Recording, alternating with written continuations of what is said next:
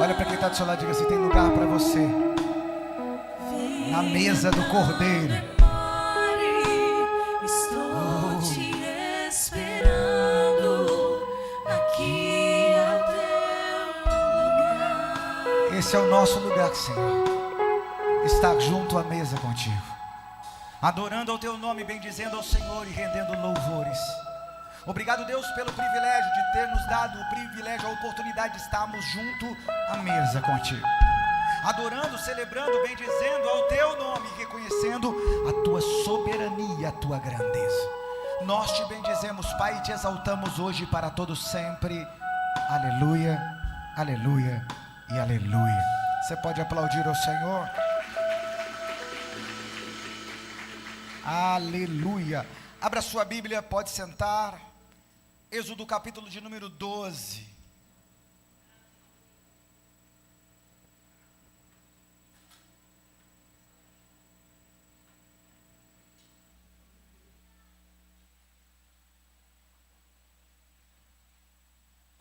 Êxodo capítulo 12, quem achou diga amém.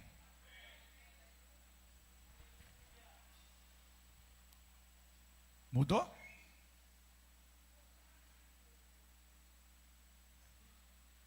Está longe. Vocês passam aí sem problema. Vocês são fantásticos. Olha para quem está do seu lado e diga assim: o seu lugar. Não, desanimado não. Olha para quem está do seu lado e fala assim: o seu lugar é na mesa.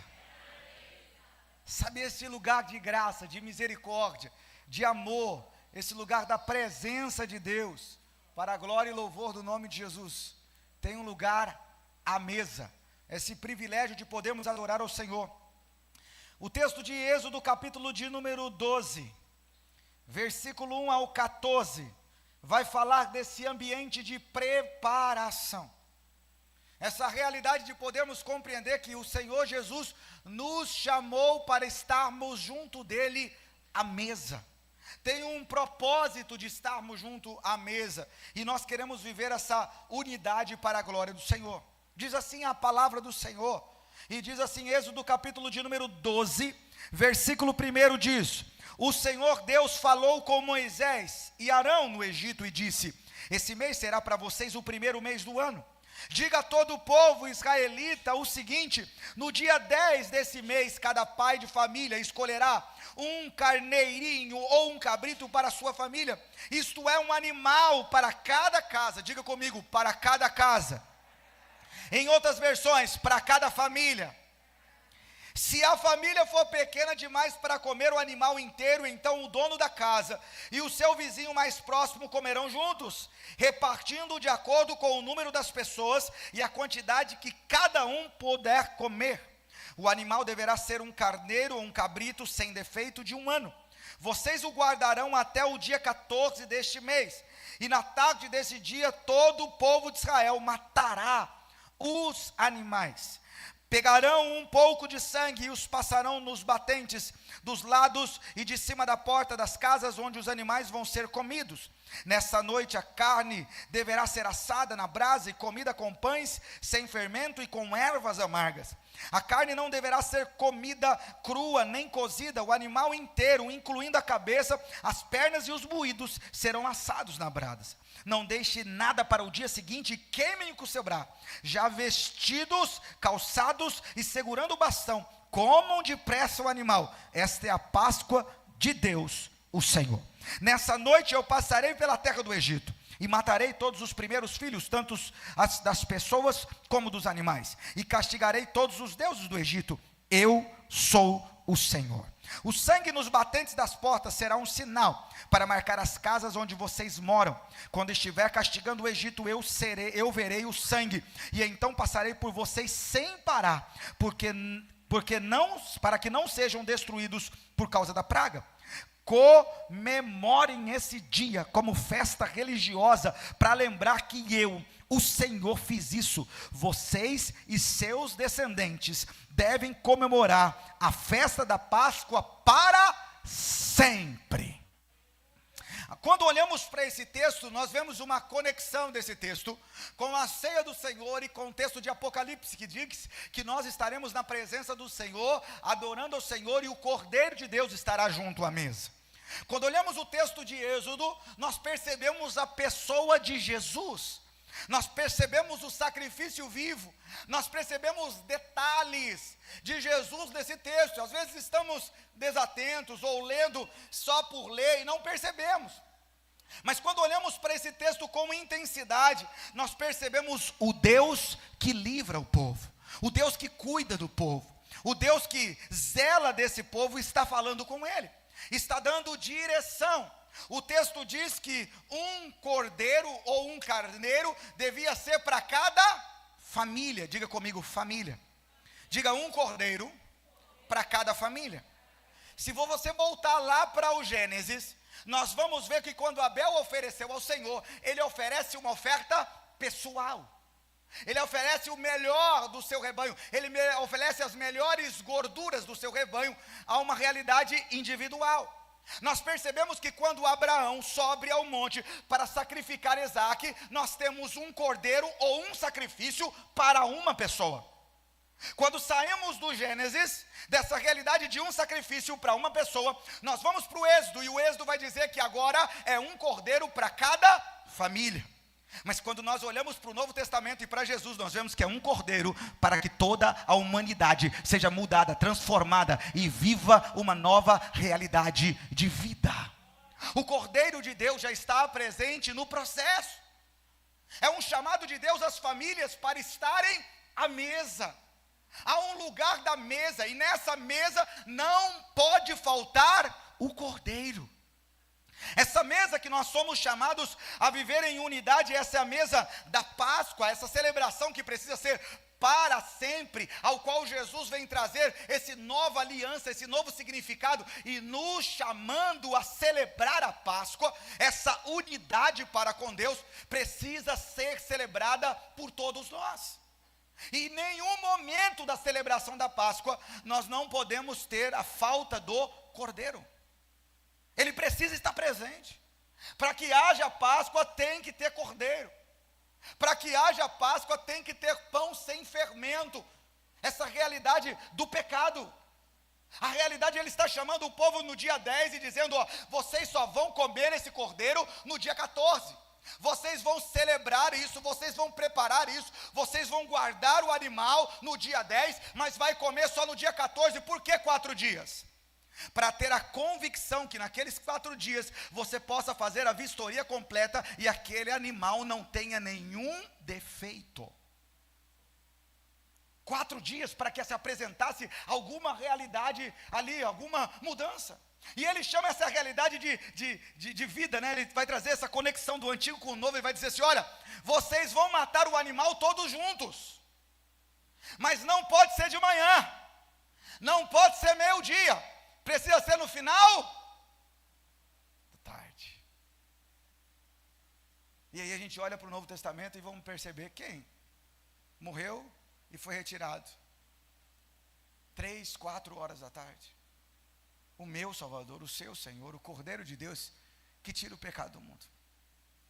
Todo o contexto do que Deus está falando aqui, Ele está nos levando para a realidade de mudança, de transformação do Cordeiro de Deus, de Jesus Cristo.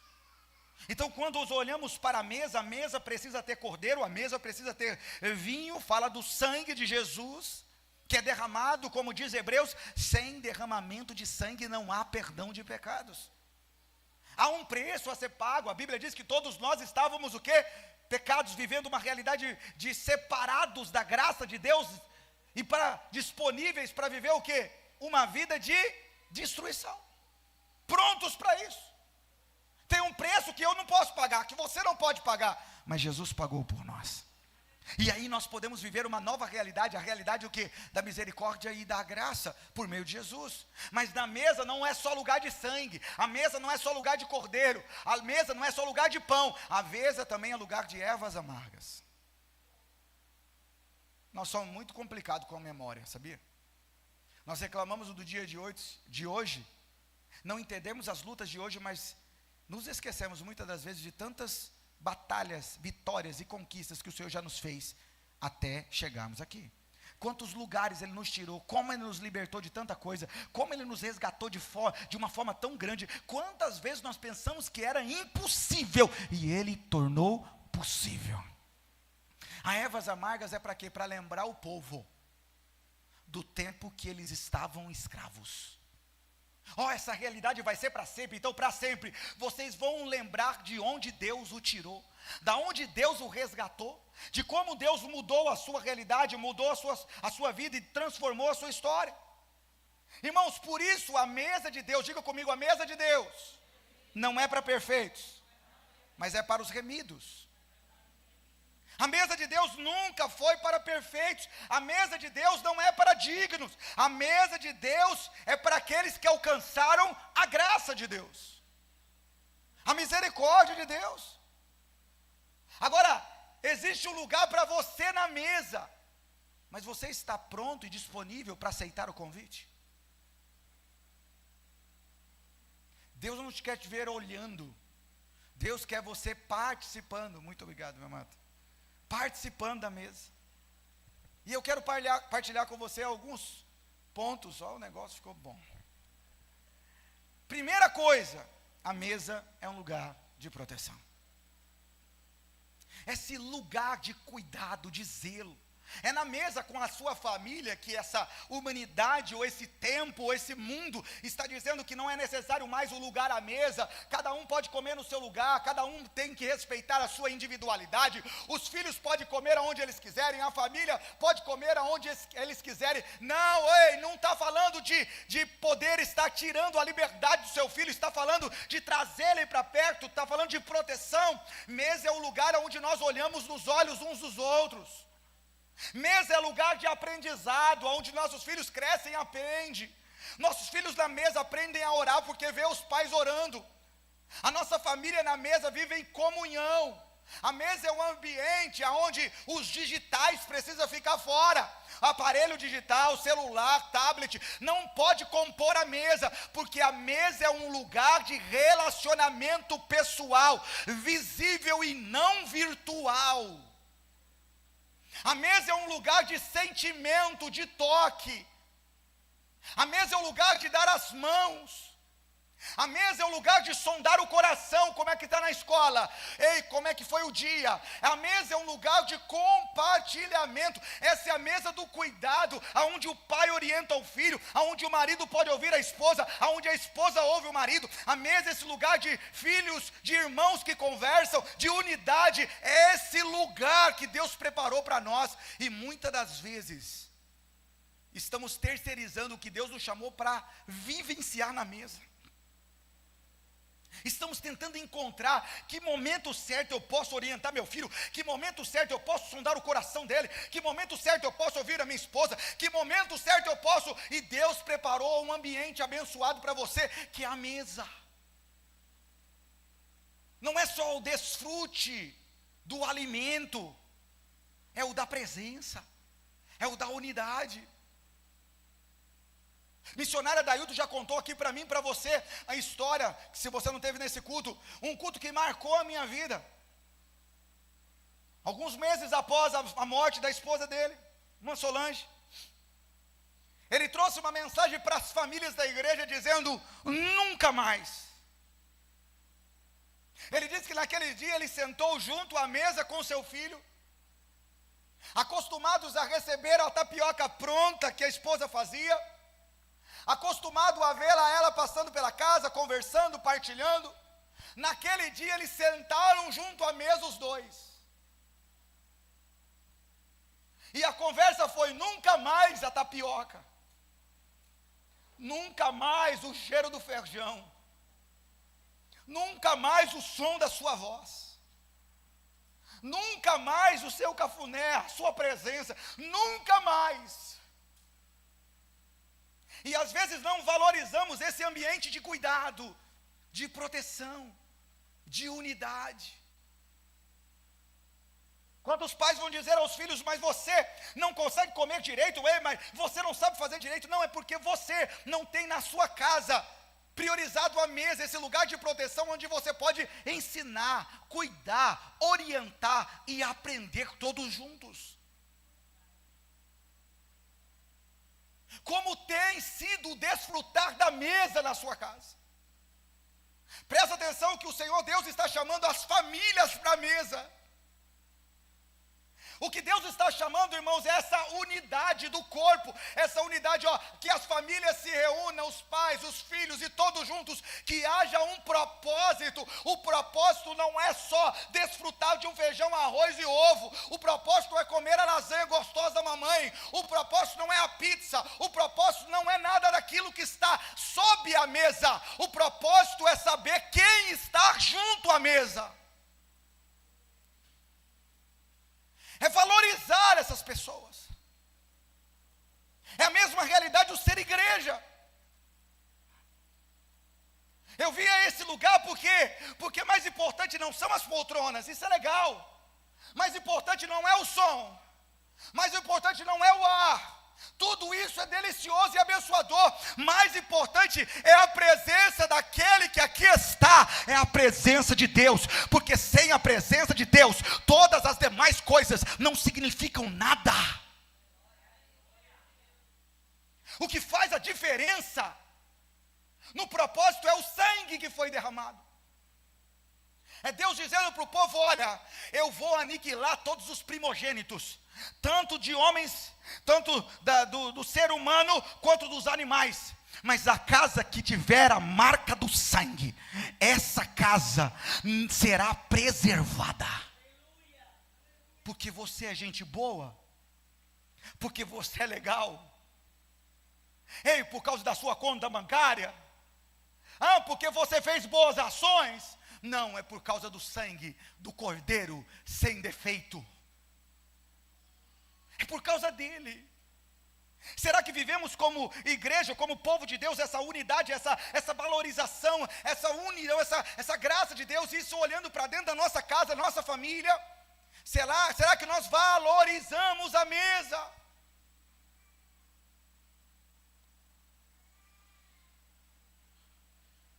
Alguns dias desses teve um casal que procurou a gente depois do culto e disse assim: pastor, queria muito sair com vocês.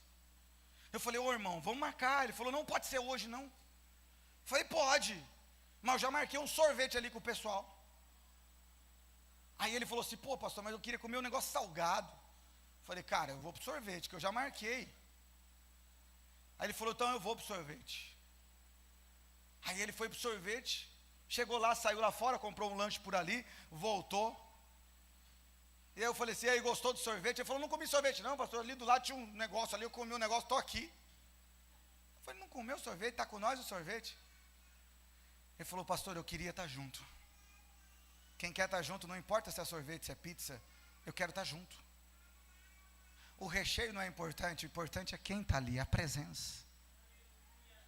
Nós vivemos uma sociedade que está muito preocupada só com o recheio. O que eu vou ganhar? Como é que vai ser? Mas não está preocupada em viver o momento. E é esse momento que faz toda a diferença. Será que a nossa casa tem vivido essa realidade de entender que a ceia do Senhor, a mesa do Senhor, mas também o lar que Deus nos colocou, precisa ser a mesa, um ambiente de proteção? Será que nós vivemos isso, irmãos? Presta atenção, irmãos. O anjo da morte vai passar pela cidade, vai arrebentar com muitas famílias, mas vai ter famílias que estarão reunidas junto à mesa, vivendo a libertação e a proteção que Deus providenciou para eles, porque decidiram ser obedientes. Viver essa unidade, essa obediência a essa graça de Deus. O povo de Israel, irmãos, obedeceu a instrução de Deus e eles foram poupados, mas o povo egito não deu moral, não deu importância, e eles choraram e gritaram, porque foi uma noite de dor e uma noite de perda para aqueles que decidiram caminhar fora do propósito e da vontade de Deus. Essa realidade de sermos obedientes, essa realidade de unidade, de cuidado, de zelo, de amor e de graça. A mesa precisa ser esse lugar de prazer, de unidade. Mas muitas das vezes não damos valor à mesa. É importantíssimo isso. Preparar a mesa, projetar essa unidade, tudo o que você faz com esse amor, essa graça pelas pessoas, você faz com excelência. Qual é a disposição de vivermos o reino de Deus e o propósito de Deus, irmãos? A mesa é um lugar de cuidado. Esses dias atrás recebemos a ligação de um casal. Irmãos, eu sou pastor desse casal acho que uns 6 anos. Nunca eles me ligaram por um problema, nunca. Me abençoam muito aqui, ajudam muito na igreja. Esse casal me ligou e a esposa disse assim, sério, falou assim: pastor, eu e meu esposo precisamos conversar com o senhor urgente. E eu preciso que o senhor venha aqui em casa. Irmãos, eu estava lá na praia com a minha família, com meu pai, com a minha mãe, com todo mundo. Eu falei, olhei para a pastora Tati e falei, fulano ligou, falou isso. Ela falou, amor, nós precisamos ir lá. Eles nunca ligaram, nunca ouvi isso. Eu falei, se você ouvisse a voz do jeito que ela falou, o negócio parece sério. Na hora meu pai e minha mãe disse assim, não, fica tranquilo. Eu estou com o carro aqui, eu levo os meninos. Fica de boa. Falei, não, eles marcaram daqui 2 horas, está tudo certinho. A minha mãe falou, não, eu já estou querendo ir. Pegamos o carro, viemos, deixamos eles em casa, ajeitamos tudo e fomos para a casa desse casal. Milhões de coisas passando pela minha cabeça assim. Nós oramos no carro e falamos, Senhor, guarda os teus filhos que estão vivendo essa realidade que nós não sabemos. Dá-nos graça, sabedoria e discernimento, para sermos só um canal da tua presença naquele lugar. Chegamos àquela casa, eles nos receberam, nós tenso, né?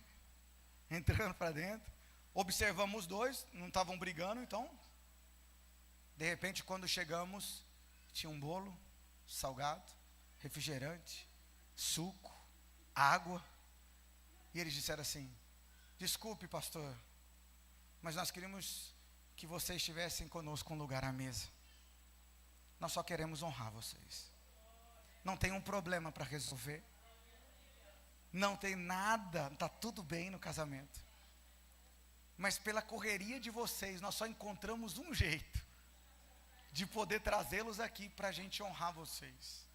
Esse daqui é para vocês, isso aqui é para vocês, isso aqui a gente comprou para vocês, isso aqui é para vocês. A gente parou, limpou o suor, falou, Senhor,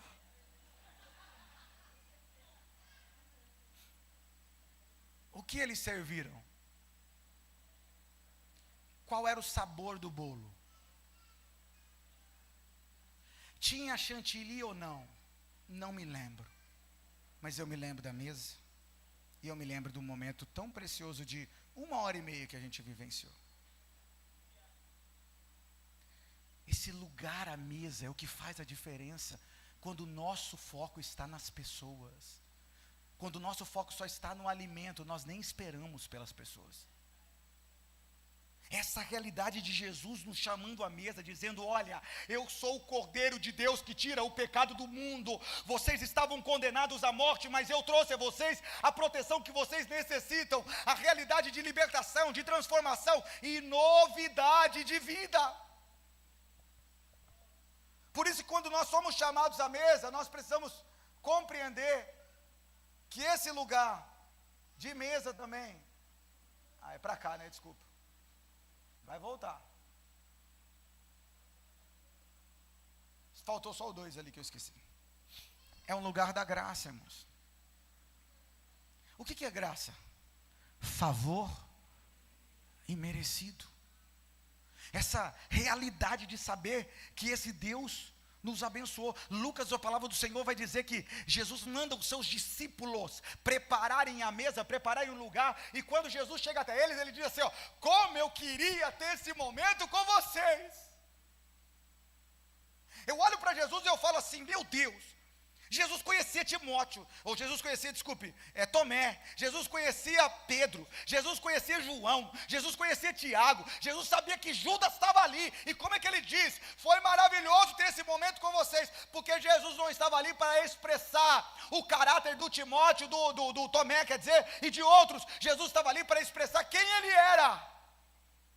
Eu sou Deus de amor, eu sou Deus de misericórdia, eu sou Deus da graça. Será que nós temos vivido essa realidade de expressar quem nós somos em Deus? Pastor, mas na minha casa eu não tenho um ambiente para esse processo de mesa. Não, Deus trará para você essa realidade de ambiente. Deus coloca a sua família nessa realidade. Eu me lembro quando eu entendi que eu precisava refletir o amor de Deus e comecei a abraçar os meus pais. Abracei o meu pai falou, o que você quer, guri? Abracei minha mãe falou, você quer pedir alguma coisa? Não pedi nada, na segunda vez, também achou que alguma coisa, terceira vez, quarta vez, hoje a gente se abraça. Vive essa unidade, essa necessidade de estarmos juntos. Será que nós entendemos que nós precisamos dessa unidade com Jesus? Nós precisamos desse trabalhar de Deus com Jesus. Sabe, irmãos, quando nós chegamos junto àquela mesa, nós ficamos impactados, nós falamos, Senhor, nós não merecemos nada disso. Nós não merecemos nada disso, mas como isso, irmãos, fortalece, cuida, quanto amor foi demonstrado. E eu não quero saber aonde que comprou o bolo, eu não quero saber como que foi feita a tapioca, eu não quero saber nada disso, é o ambiente, é saber assim, olha, eu quero preparar uma mesa para minha família, mas eu só tenho ovo, eu só tenho arroz, eu tenho feijão, é com essa realidade que eu vou viver, essa unidade com a minha família. Deus está dizendo o que Ele tem, Jesus Ele está dizendo o que eu tenho sou eu mesmo, eu serei o Cordeiro, eu me entregarei por vocês. Há um amor, há uma unidade, há uma entrega. Será que a nossa vida tem refletido a graça de Deus? Essa unidade, essa reunião como povo de Deus. Irmãos, presta atenção que Jesus olha para os seus discípulos e está dizendo assim, ó, como eu desejei ter esse tempo com vocês. Jesus não falou isso para perfeitos. Jesus falou isso para pessoas imperfeitas. É na mesa que essa unidade, essa transformação e essa misericórdia e essa graça de Deus é realizada nessa mesa de unidade, de amor e de graça, que nós vemos o mover do Espírito Santo. É o Senhor manifestando a sua glória, a sua graça e o seu poder, essas pessoas podendo vivenciar o amor de Deus, a unidade com Deus e Deus manifestando o cuidado dEle e a graça dEle para com essas pessoas. Efésios capítulo 2, versículo 8 e 9 diz, vocês são salvos pela graça por meio da fé, isso não vem de vocês, é uma dádiva de Deus, não é uma recompensa pela prática de boas obras, para que ninguém venha se orgulhar. O cuidado de Deus, a graça de Deus, o sobrenatural de Deus. Irmão, como é importante a gente viver isso. Como é importante estar à mesa. Irmãos, presta atenção que na mesa teremos traidores. Mas não são os traidores, os ingratos, que determinam a nossa identidade. É o Senhor. Judas vai ser um traidor, mas Jesus nunca vai traí-lo. Judas vai vender Jesus, mas Jesus nunca vai vendê-lo. Ao contrário, pagará a dívida dele como pagou a nossa dívida na cruz do Calvário. A realidade de entendermos quem nós somos em Deus. Jesus está crucificado, estão zombando, estão fazendo zombaria com ele, desce daí, se você é o Filho de Deus, mas ele olha para aquelas pessoas e ele vai dizer, Pai, perdoa-lhes porque eles não sabem o que eles estão fazendo. Jesus podia mandar vir fogo do céu e consumi-los. Jesus podia mandar, então isso é blasfêmia, que se abra a terra como foi com Moisés e eles sejam engolidos. Mas Jesus olhou para eles e disse, todo o sofrimento que eu estou vivendo, toda a realidade que eu estou passando, tem um propósito. E toda a zombaria que vocês estão fazendo é sem entendimento. Perdoa-lhes, Pai. Ele não mudou quem ele era, porque os outros decidiram mudar, ou se posicionar de uma forma vergonhosa e triste. Fomos chamados a essa unidade com Deus, para refletir a glória, a graça e o poder de Deus em todos os lugares. Por isso a ceia é um memorial. Esse memorial da presença de Deus e da graça de Deus. Essa unidade, por isso a ceia não é um relacionamento sozinho. Todas as vezes que vos reunirdes em meu nome. A ceia não é para uma pessoa solitária, sozinha, afastada, não. Precisa ter unidade. Precisa fazer parte do corpo. Porque é esse Deus que vem buscar a sua igreja, e para essa igreja que busca a sua presença e o adora, Ele chama: ei, vocês precisam viver essa rememoração, essa realidade de trazer a memória, recordação, que vocês podem viver uma nova realidade hoje, porque alguém pagou o preço. Mas essa realidade não é só para mim, é para ecoar também através de mim.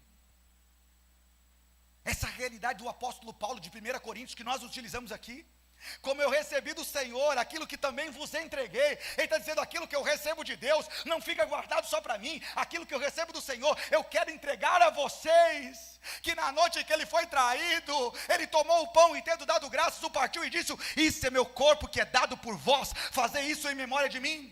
Da mesma forma, depois da ceia, ele tomou o cálice e, tendo dado graça, ele disse: isso é uma nova aliança do meu sangue, fazer isso em memória de mim. Paulo está dizendo: da mesma forma que eu aprendi com ele, eu quero partilhar com vocês, igreja. Ele não está escrevendo para um indivíduo solitário, ele está escrevendo para a igreja de Corinto e para as igrejas da terra, dizendo: aquilo que eu recebi, eu quero partilhar com você. Tudo aquilo que eu recebi de Deus, eu quero que vocês vivenciem. Essa é a unidade de crescimento, esse ambiente de mesa, esse é o ambiente da bênção de Deus, da graça de Deus, do mover do Espírito Santo de Deus. É olharmos para a realidade do salmista. No Salmo 1, ele vai dizer: feliz aquele que não segue o conselho dos ímpios, nem se detém no caminho dos pecadores, nem se assenta à roda dos escarnecedores. Pelo contrário, tem um prazer na lei do Senhor, e nela medita de dia e de noite. Será como a árvore plantada junto às margens do rio, que dá o seu fruto no tempo certo, suas folhagens nunca murcham, e ele prospera em tudo que faz. O mesmo não acontecerá com perversos, são como a palha levada pelo vento, serão condenados quando vier o juízo. Os pecadores não terão lugar entre os justos, pois o Senhor guarda o caminho dos justos, mas o caminho dos ímpios, o caminho do justo será preservado. O Senhor conhece o seu caminho. Toca quem está ao seu lado e fala assim: Deus conhece o seu caminho. Deus conhece as suas escolhas. Que direção nós estamos caminhando? Para onde nós estamos indo? Tem um salmo que eu amo, Salmo 128. Quando a gente fala de família, de unidade, de um lar na presença do Senhor, esse salmo sempre salta aos meus olhos do cuidado de Deus, do zelo de Deus. Como é feliz aquele que teme o Senhor e que anda em seus caminhos. Você desfrutará o fruto do seu trabalho e será feliz e próspero. Sua esposa será como videira frutífera que floresce em seu lar. Presta atenção. Seus filhos serão como o broto de oliveira. Aonde? Ao redor da sua mesa. A realidade de saber que Deus preparou a família para esse ambiente de mesa. Irmãos, como é que eu posso negar o perdão se eu recebi tanto do Senhor? O Cordeiro, irmãos, presta atenção, o Cordeiro de Deus se entregou por amor à minha vida, me livrando dessa realidade de pecado, de destruição e de condenação. E quantas das vezes vivemos uma separação por causa de uma mágoa, de uma tristeza e de uma angústia. E por isso que a mesa também é um lugar de restauração e de humildade.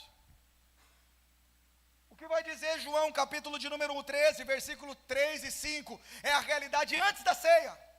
A mesa está preparada, o cordeiro está preparado, as ervas amargas estão preparadas, o vinho está preparado, o pão está pronto, a mesa está posta, está tudo preparado. Mas Jesus vai receber os discípulos à porta. O judeu tem um costume. Quando alguém vai na sua casa, um escravo fica à porta para lavar os seus pés. Estradas não tinham naquela época asfalto, nada disso. As pessoas vinham em estradas de terra.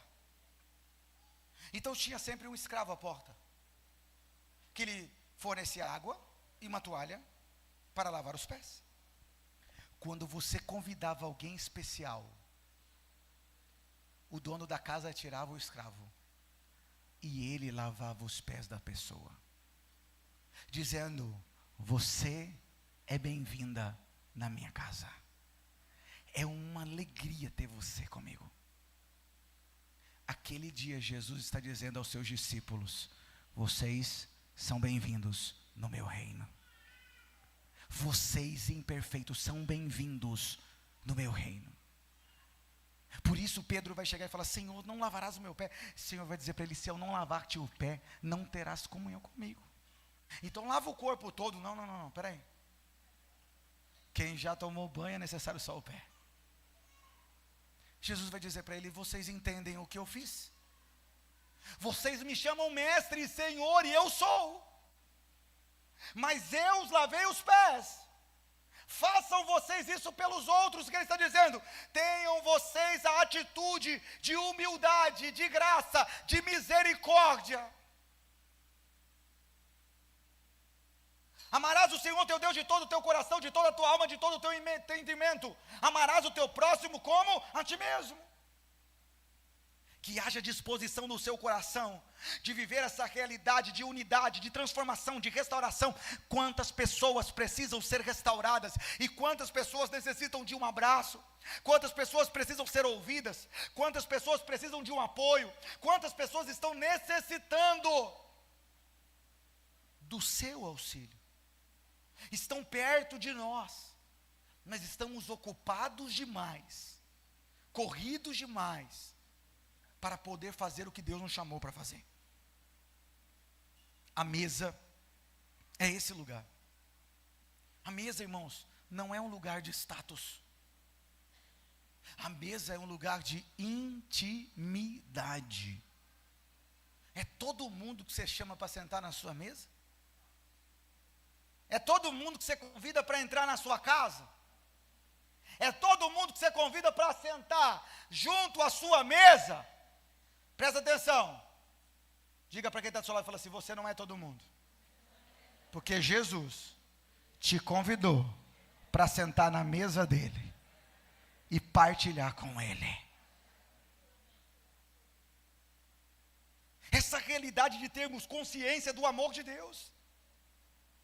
Irmãos, o cristianismo não é medido pela capacidade simplesmente dos meus dons e dos meus talentos, mas é da minha postura em servir.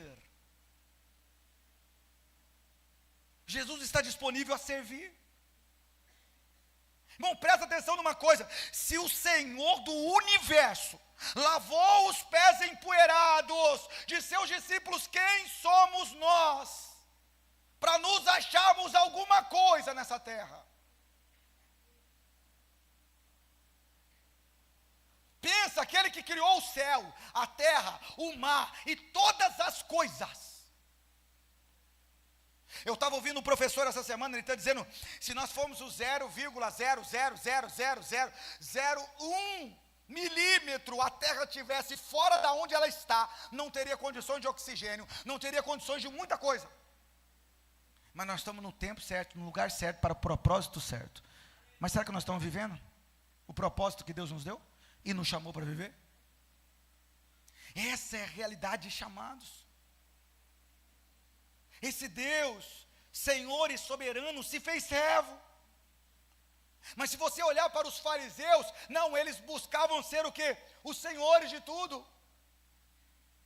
A mesa também é um lugar de eternidade. Não é só para esse tempo, irmãos. Por isso esse lugar de imperfeitos dará lugar àqueles que são perfeitos, porque quando aquele que é perfeito vier, vai mudar toda essa realidade e transformar a nossa história. Mas enquanto Ele não vier, nós desfrutaremos da mesa, imperfeitos como somos, mas diante desse Deus que é perfeito. E essa mesa não é uma vez por mês como fazemos na igreja, mas é todo dia, na nossa casa, sabendo que Ele traz o pão para alimentar a nossa família, é Ele que tem cuidado de nós, é Ele que nos dá saúde, é Ele que zela de nós, é Ele que nos dá energia, é Ele que nos dá vida. E se eu pude acordar mais um dia, louvado seja o nome do Senhor, e eu preciso reconhecer a sua soberania, a sua grandeza e o seu infinito amor, e preciso também, como filho de Deus, e impactado pelo amor e pela misericórdia de Deus, poder ecoar esse amor, poder abençoar vidas, poder impactar vidas, poder marcar pessoas a partir da minha casa. Toque quem está ao seu lado e fala assim: não será fácil. Não foi para Jesus, não vai ser para você.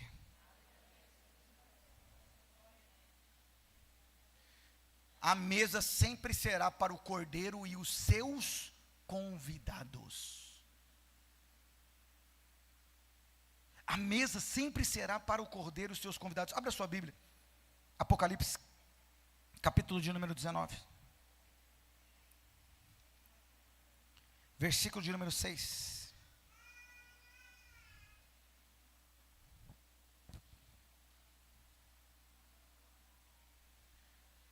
Toca no seu irmão e fala assim: a história não termina no Calvário. A história não termina na ressurreição. A mesa é um lugar de eternidade. Apocalipse capítulo 19, versículo 6 diz: aí eu ouvi um som que parecia a voz de uma grande multidão, como o barulho de uma grande cachoeira, ou como fortes trovões que diziam: aleluia, pois o Senhor nosso Deus, o Todo-Poderoso, é Rei. Fiquemos alegres e felizes, louvemos a sua glória, porque chegou a hora da festa de casamento do Cordeiro, e a noiva já se preparou para recebê-lo, e ela foi dado linho finíssimo, linho brilhante e puro para se vestir. O linho são as boas ações do povo de Deus. Então o anjo me disse: escreve isso: felizes os que foram convidados para a festa do casamento do Cordeiro. E o anjo disse ainda: são essas as verdadeiras palavras de Deus. Fala para quem está do seu lado aí, fala assim: seja feliz, você foi convidado para a festa. A Bíblia te manda ser feliz. Feliz. A Bíblia diz: felizes são aqueles que foram convidados para a festa. A Bíblia está nos levando, está dizendo: olha, presta atenção que vocês foram convidados para uma realidade não só do tempo presente. Vocês não foram convidados só para estar na presença de Deus. Vocês não foram convidados só para uma nova vida na presença do Senhor. Você não foi só convidado para uma vida de oração. Você só não foi convidado para uma vida só de leitura da palavra. Você foi convidado para uma eternidade com Deus. Se você viver 100, se você viver 80, se você viver 120, não interessa a quantidade de anos que você viver nessa terra, tudo será pouco diante de uma eternidade com Deus. Deus te ama de uma forma tão grandiosa, Deus nos ama de uma forma tão poderosa, que Ele disse: vocês viverão comigo na eternidade. Deus não preparou só um tempo para nós aqui, tudo está preparado para que possamos viver com Deus, o tempo que Ele preparou para nós nessa terra, mas a eternidade nos espera com Ele. A realidade de vivermos o propósito de Deus continuamente. Mesa fala de eternidade. Mesa fala de deixar um legado. Pastor, o que é isso? Tem a ver com família. Os seus filhos, irmãos, não serão impactados pelo recurso que você deixar, mas pelas memórias que eles construírem com você. Essa é a realidade que meu pai deixou, essa é a realidade que minha mãe deixou, essa é a postura que meu pai teve, essa foi o posicionamento que meu pai me ensinou. O relacionamento vai trazendo para nós momentos, vai trazendo para nós memórias que impactam a nossa vida mas geram realidade na outra geração. Quantas coisas você ensina para os seus filhos que você aprendeu com seus pais e os seus avós? Quanta postura você tem usando como referência o seu pai ou sua avó, ou sua mãe, ou situações? Quantas coisas nós aprendemos com as pessoas que nós convivemos à mesa? Como é bom viver essa realidade. Toda a realidade de vida que você está construindo hoje não vai parar em você. Negativamente ou positivamente vai ecoar na eternidade. Sério, pastor, sério. Nós temos da Bíblia inúmeros reis que foram fantásticos, como foi dito hoje aqui pelo irmão Júnior sobre Davi. Fantásticos, homens de referência, que erraram, que falharam, mas buscaram a presença de Deus. Mas nós vamos ter vários reis que foram péssimos exemplos e são utilizados até o dia de hoje como referências negativas. Quando você não viu uma mãe falar assim, você está olhando a vida do fulaninho? Olha lá, é isso que você quer para sua vida? Você viu o que aconteceu com o ciclano? Quando não teve uma mãe assim? Quem que não teve uma mãe assim? Quem que não teve um pai assim? Que quando foi dar um exemplo positivo, usou alguém de sua referência. Mas quando foi dar alguém um exemplo negativo, também usou uma referência. Que tipo de referência nós estamos sendo? Fala dessa intimidade na mesa. De abrir o coração, de vivenciar a unidade do Senhor. Irmãos, quando você chegar na eternidade, você não vai ver o Cordeiro, porque o Cordeiro já foi morto. Nós veremos o leão da tribo de Judá, o Rei dos Reis, o Senhor dos Senhores, aquele que foi o Cordeiro, mas agora Ele é o Rei dos Reis, Senhor dos Senhores, Ele é a estrela da manhã. A realidade, sabemos que o Senhor cumpriu o seu propósito. Nós vamos ter essa unidade, porque toda a glória é para Ele, todo louvor é para Ele. A mesa do Cordeiro já está preparada, a mesa na eternidade já está preparada. Você já garantiu o seu lugar? A eternidade não é para aqueles que são bonzinhos. A eternidade não é para aqueles que fazem tudo certo. A eternidade é para aqueles que se entregaram a Jesus de todo o seu coração, de toda a sua alma, de todo o seu entendimento. Não tem outro meio de alcançar a eternidade. Só por meio de Jesus. Pastor, mas Ele é tão bom. Ele tem tudo, mas Ele tem tudo para ser um crente. Entregou a vida a Jesus? Não. Então não tem condição.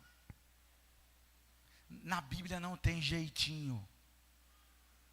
Na palavra de Deus tem um que é o caminho, a verdade e a vida. É por meio dele, é por causa dele, é para a glória dele, e o nosso encontro será com ele. A igreja que sobe terá o seu primeiro encontro com o noivo que a recebe. O noivo só recebe a sua noiva. O noivo não recebe aqueles que são noivas de outra pessoa. Por isso que eles nos chamam a essa intimidade. Quem é o seu Deus? Por isso Jesus olha para os seus discípulos e está dizendo assim: quem as pessoas dizem que eu sou? Mas ele olha para eles e diz assim: quem eu sou para vocês? Tu és o Cristo, o Filho do Deus vivo. A realidade de reconhecermos quem é o Deus que governa sobre a nossa vida. O apóstolo Paulo, o apóstolo João, quando escreve essa declaração, ele está dizendo: olha, as promessas do Senhor vão até o fim. Só os insensatos que recusam este convite. Por isso a vontade do Senhor é que todos nós venhamos nos arrepender de nossas falhas, de nossos erros, de nossas transgressões, e nos posicionar cada vez mais a caminharmos na direção da mesa. O seu lugar na mesa está reservado. Será que nós temos essa consciência? Será que eu entendo que Ele preparou um lugar para mim e não abriu mão de mim? Será que eu entendo que Deus, quando enviou o seu único filho, Ele estava sonhando comigo e com você, junto deles, à mesa? Será que eu compreendo essa identidade de nova criatura em Cristo Jesus? Essa eternidade que tem sabor da graça de Deus, ela só dá início quando eu digo sim. Tu és o meu Deus, o meu Senhor, o meu Salvador. Quando eu rasgo o meu coração, quando eu me disponho a viver o cuidado de Deus, o zelo de Deus e o sobrenatural de Deus, essa disposição de servir ao Senhor de toda a minha alma, de todo o meu entendimento, para o louvor e a glória de Deus, eu posso desfrutar deste lugar